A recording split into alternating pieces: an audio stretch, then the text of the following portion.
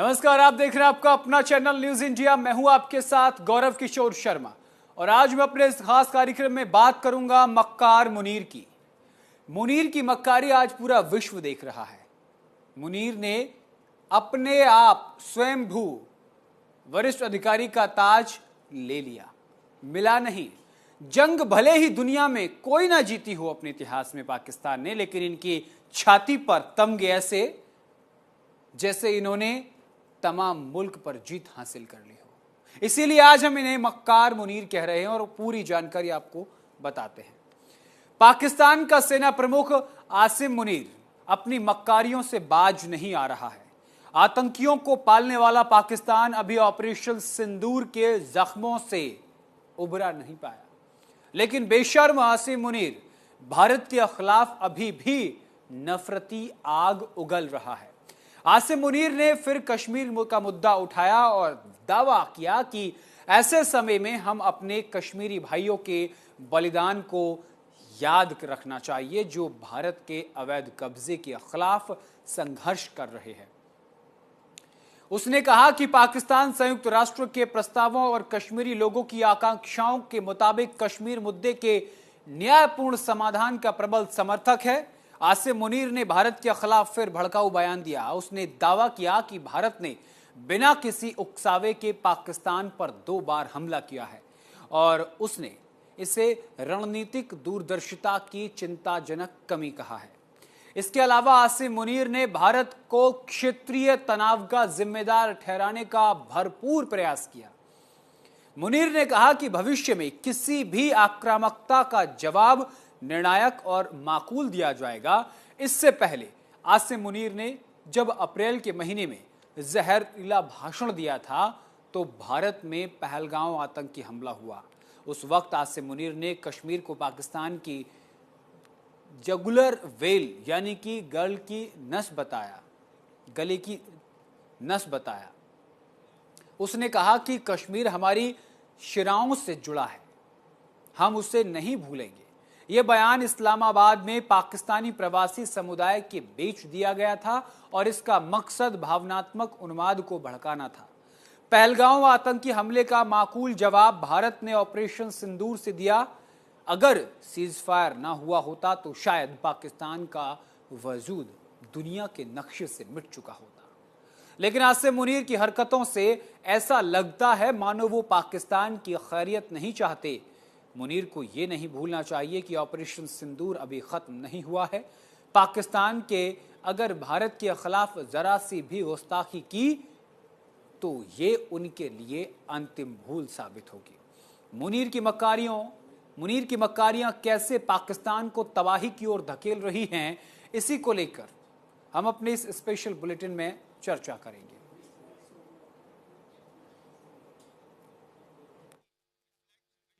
Known for superior military ethos, meritocracy and professional excellence. Maritime warfare is emerging and adapting with the ever-changing character of warfare. The spectrum of maritime challenges makes it imperative for Pakistan to maintain a strong maritime force, an efficient navy which must be second to none. India tends to exploit its so-called strategic relevance, hubristic mindset and military capacitation for adventurism aimed at political gains. In recent years, under the pretext of counter-terrorism, India's political leadership, marked by a troubling absence of strategic foresight, has twice undertaken acts of unprovoked aggression against Pakistan. On both occasions, their recklessness was met with Pakistan's resolute response, which not only preserved national honor, but also averted a dangerous broader regional escalation. Pakistan, despite grave provocations, acted with restraint and maturity and demonstrated its commitment to regional peace and stability, which has led to Pakistan's role as net regional stabilizer. However, the assumption that Pakistan would have any constraints in the face of any future violation of its sovereignty reflects a dangerous misleading of strategic fundamentals. As we steadily but surely build our comprehensive national power, any enemy acting on perceived vulnerability of Pakistan under the illusion of strategic impunity or miscalculation would get an assured, swift, and a very befitting response. The onus of ensuing escalation, one that may ultimately bear catastrophic consequences for the entire region, will squarely lie with the aggressor. Pakistan will protect its sovereignty and core national interest decisively and without hesitation. इसी पर हम विस्तार से चर्चा करेंगे, बातचीत करेंगे। बातचीत करने के लिए lieutenant general retired Sanjay Kulkarni ji हैं, डिफेंस एक्सपर्ट हमारे साथ जुड़ गए हैं। संजय जी, आपका न्यूज इंडिया पर बहुत बहुत स्वागत है। धन्यवाद धन्यवाद। संजय जी, एक बार फिर से जिस तरीके से जनरल मुनीर का बयान सामने आया है, ये साफ तौर पर उसकी मानसिकता को दिखाता है। साथ के साथ वो ये भूल रहा है कि अगर सीज फायर नहीं हुआ होता तो शायद पाकिस्तान का नक्शा ही खत्म हो जाता।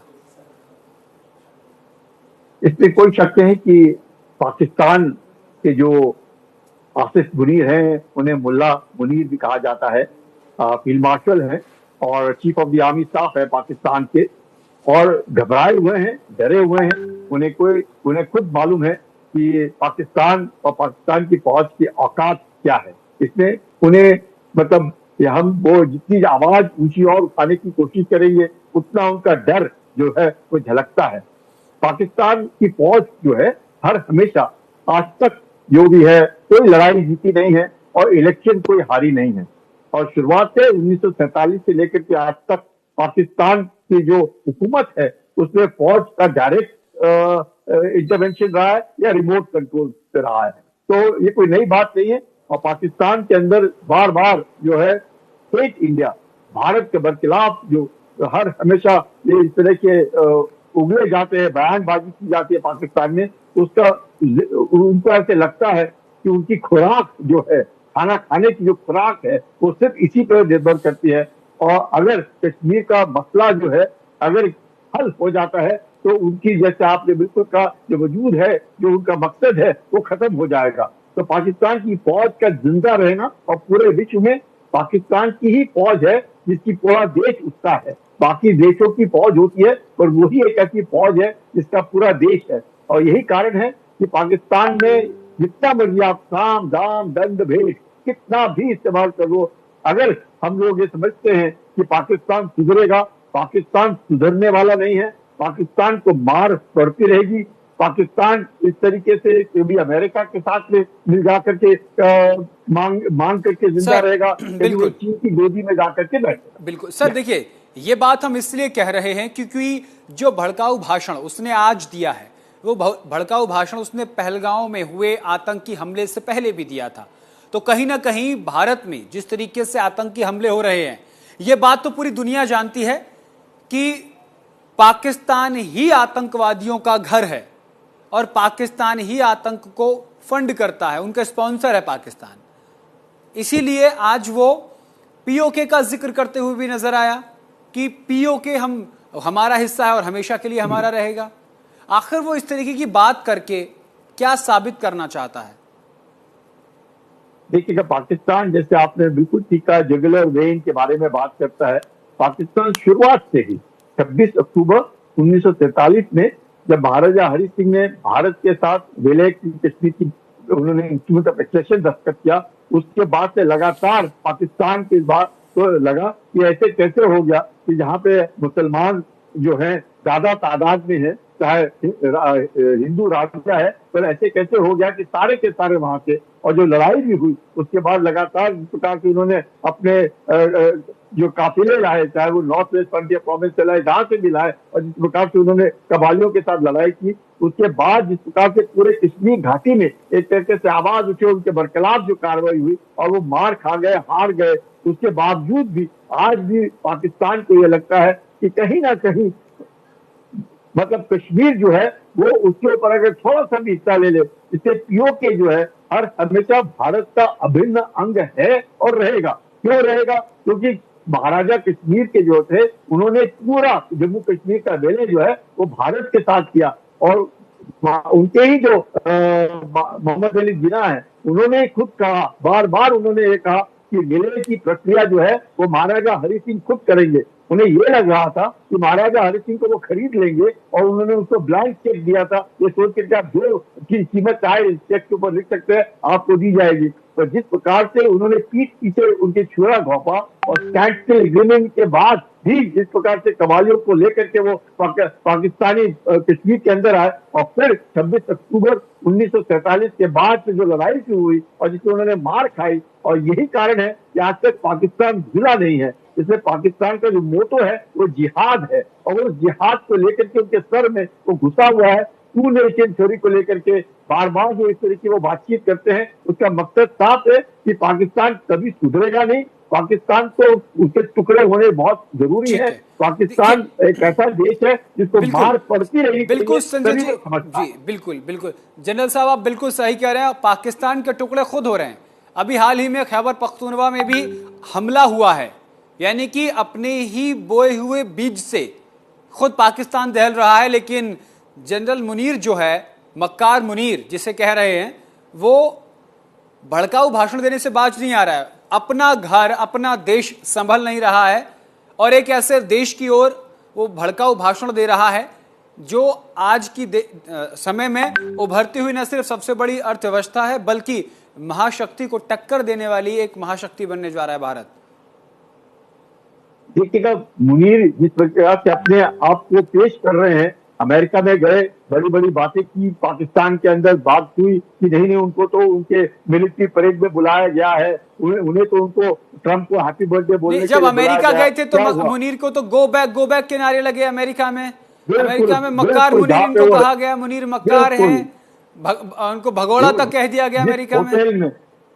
जिस होटल में रह रहे थे उसी होटल के बाहर जिस प्रकार से जबरदस्त नारे वो लोग लगा रहे थे, उनको मतलब मुनीर को जिस प्रकार से उन्होंने जिस भाषा का प्रयोग किया, उस भाषा का हम बात भी नहीं कर सकते। तो समझ सकते हैं कि मुनीर ने किस प्रकार से पाकिस्तान के लिए एक मुसीबत ला खड़ी कर दी। और पाकिस्तान ने ही जिस प्रकार से ईरान के बरखिलाफ, ईरान कह रहा था कि पाकिस्तान के पास इस्लामिक बम है और ईरान की मदद में आएगा, पाकिस्तान ने क्या कहा, नहीं नहीं नहीं नहीं, ये इस्लामिक बम ईरान के हम ईरान की मदद करने के लिए। तो ऐसा पड़ोसी पाकिस्तान और ईरान है कि ईरान खुद मतलब अचंभे में रह गया कि ऐसा कैसा हमारा पड़ोसी है जो कि हमारी मदद करने के लिए नहीं आ रहा। और जो घड़ी दी आसिफ मुनीर ने उनके जनरल को, ईरान के जनरल की मौत उस घड़ी के कारण हुई कि इजरायलियों ने उसी घड़ी के जीपीएस के द्वारा बशीर को मरवा दिया। तो आप समझ सकते हैं कि ये आदमी जिसको आप बार बार बिल्कुल ठीक कह रहे हैं, मक्कार मुनीर, एक गद्दार मुनीर जिसने अपने ही देश को बदनाम किया, और उन्हीं के देश के वासियों ने बार बार ये कह रहे हैं कि पाकिस्तान की फौज ने और खासकर इन्होंने जिस प्रकार से पाकिस्तान को ऐसे जगह पे खड़ा कर दिया कि सब कोई मुसलमान जितने भी देश हैं वो सब आज पाकिस्तान के बरखिलाफ खड़े हैं, क्योंकि पाकिस्तान ने गद्दारी की। संजय जी देखिए सर, जिस तरीके से पाकिस्तान में परिपाटी चली आ रही है कि आज भी पाकिस्तान में जो देखने को मिलता है वो ये कि आर्मी की डिक्टेटरशिप वहां की सरकार पर रहती है, यानी कि सरकार कमजोर और आर्मी मजबूत नजर आती है पाकिस्तान के लोकतंत्र में। वही अब देखने को मिला है। अपने आप ही प्रधानमंत्री पर दबाव बनाकर सीडी यानी चीफ आर्मी स्टाफ का जो खिताब है वो अपने नाम ले लिया और पुरानी तस्वीर भेंट कर दी। ये भी तस्वीर निकल कर सामने आई। तो मक्कारी की तो कई तस्वीरें हैं सामने।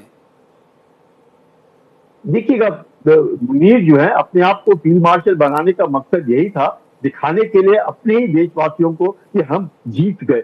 उनकी जीत का मकसद है कि हम जिंदा रह गए, अब अगली बार फिर लड़ने के लिए तैयार हैं। तो उनकी हार का जो पैमाना है और उनकी जो जीत का पैमाना है पूरे विश्व से अलग है। उनका मकसद है कि वो जिंदा रहे तो अब वो और लड़ने के काबिल रहे। वो ये नहीं देखते कि पाकिस्तान किस प्रकार से बर्बाद हो चुका है। पाकिस्तान को इस मकाम पर लाने की जिम्मेदारी फौज की थी।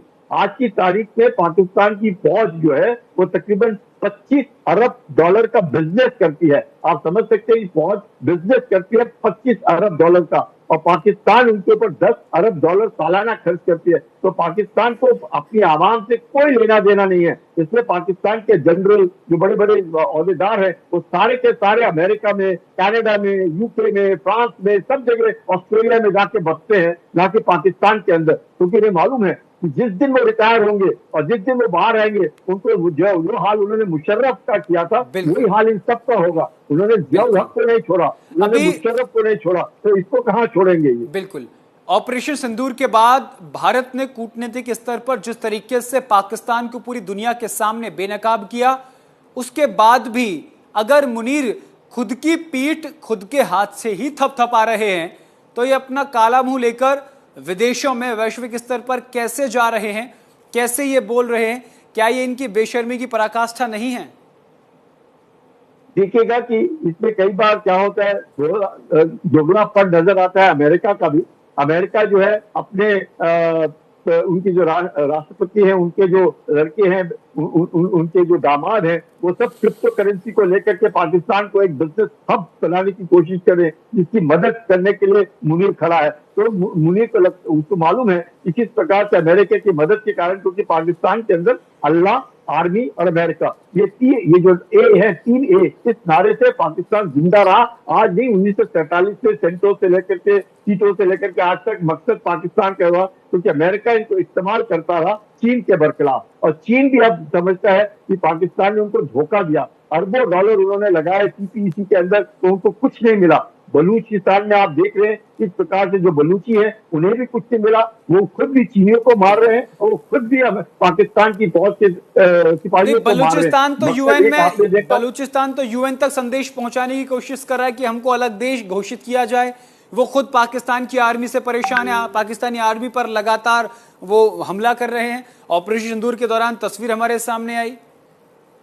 देखिएगा, बलूचिस्तान 1948 में पाकिस्तान ने जबरदस्ती उसको लिया और उससे इंस्ट्रूमेंट ऑफ एक्सेशन दस्तखत कराया खान कलाश से। तो आप समझ सकते हैं कि बलूचिस्तान जो है हर हमेशा एक अलग देश था जिसको पाकिस्तान ने हड़पा, और हड़पने का भी कारण मोहम्मद अली जिन्ना ने ही जाकर के माउंटबेटन को बोला था, और उन्होंने ही उनकी तरफदारी करके उन्हीं का केस प्रेजेंट किया माउंटबेटन को कि बलूचिस्तान को आजादी दी जाए। आजादी तो क्या, 1947 में पाकिस्तान ने आजादी ली और 1948 में पाकिस्तान ने बलूचिस्तान को हड़पा। तो बलूची जो है वो अपने आप को कभी भी पाकिस्तानी नहीं मानते, उनमें इतने मतलब बैठूंगा इतना प्राइड है कि वो हर हमेशा अपने आप को बलूची मानते हैं, अपने आप को आजाद मानते हैं, और भारत की तरफ उनकी निगाह होती है कि आप हमारे साथ खड़े रहे, हमारे को किसी की जरूरत नहीं है। बलूची खुद सबक सिखाना जानते हैं, और यही कारण है कि आज की तारीख में